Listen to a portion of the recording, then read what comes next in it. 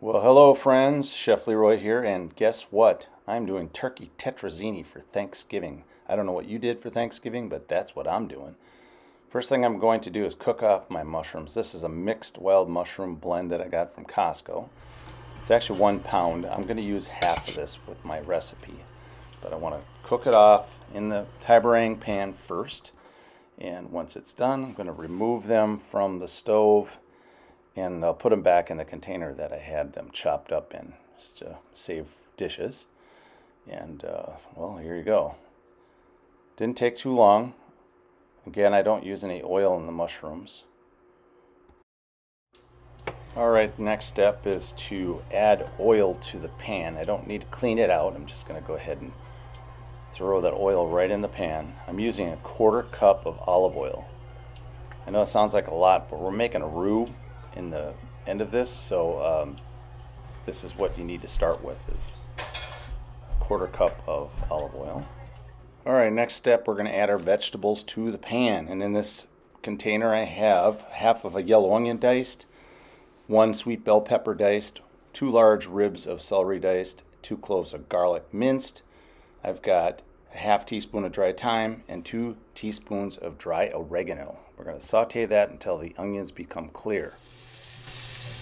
Alright, now that the vegetables are ready to go, we're going to add a stick of butter. That's a 1/4 pound of butter to the pan. We're going to let it melt down.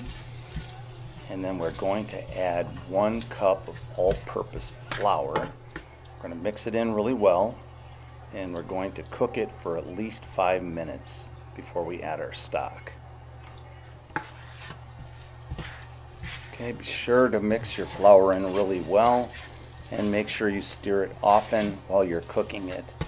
I have it still on kind of a higher temperature, but again, make sure that you're cooking it for at least 5 minutes before you add that stock.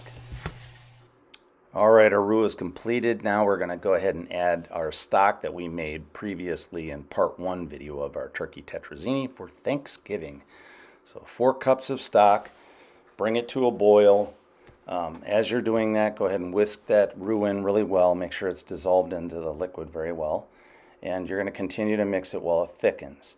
Once it's thick, you want to reduce your temperature to a medium temperature or to a simmer and let it simmer for at least 10 minutes roughly. Okay? And then we are ready to add our remaining ingredients for our turkey tetrazzini. Alright, I'm going to go ahead and add the mushrooms to my tetrazzini. And this is 1 pound of cooked mushrooms. I'm using half of this, so we're going to use 8 ounces of the mushroom. We're going to go ahead and mix that in, but we're going to add our turkey next.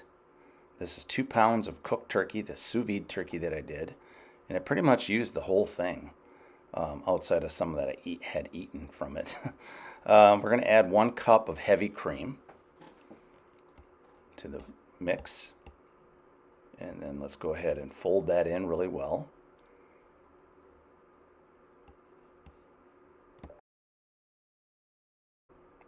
Alright, so now we're going to add cheese to this. I'm using 1 cup of shredded Parm.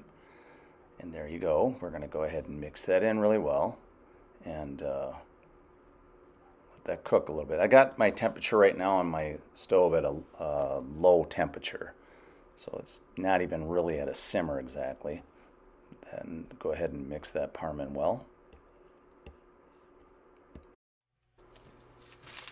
Alright, so I'm going to add frozen peas and carrots to this mix. This is optional. Peas are usually used in a tetrazzini, or can be. Not always peas and carrots though, like this. But I'm putting 2 cups of frozen peas and carrots. And let's go ahead and mix that in really well. And guys, I mean, this is ready to start to pan up. Alright, now we're going to do the baked method of this tetrazzini. So we're going to go ahead and add our sauce and our squash to a 9 by 13 inch baking pan. And this is a non-stick, but I did spray it with pan spray first. So go ahead and add your sauce to it, and then we're going to add the squash, and we're going to do another layer. We're just going to layer this up, so you'll watch in the video here how I do it. It's really similar to, like, you know, you'd layer a lasagna. Now the reason I did it this way, generally you would always mix your pasta in with your sauce, but I was worried that the squash is a little more fragile and it would just basically fall apart in there and you wouldn't really get the same effect. So that's why I did it this way.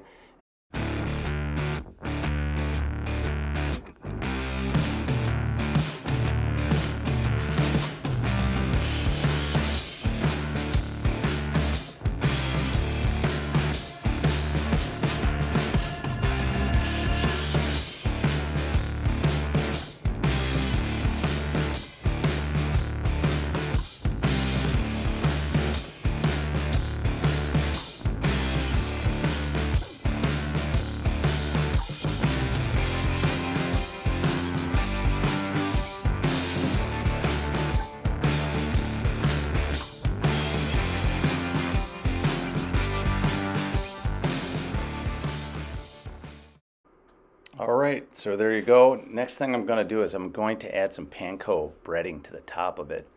I'm using about a half a cup of panko. This is optional as well. And then I'm going to top it off with a little bit more Parmesan as well. So you'll see me throwing a little bit of Parm on top. I use probably another quarter cup of Parmesan. And then we are ready to bake.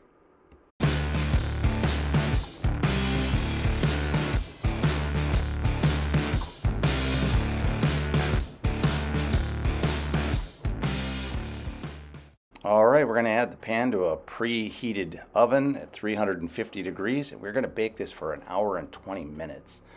Now, the time depends on temperature, so make sure that your internal temperature of your tetrazzini is 165 degrees, and you should be in great shape. And also make sure it's browned up a bit on top.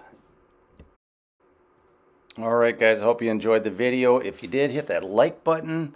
Please subscribe if you haven't subscribed up to this point. They just let you know when I drop a video out there. Otherwise, try this recipe. It's flippin' fantastic. I'm sure you're going to like it. And by the way, it is not an Italian dish. It's just named after an Italian opera star. So there you have it. Turkey tetrazzini for Thanksgiving with spaghetti squash instead of pasta. And be sure to serve it with your favorite sides. You guys have a fantastic day. Chef Leroy, and out.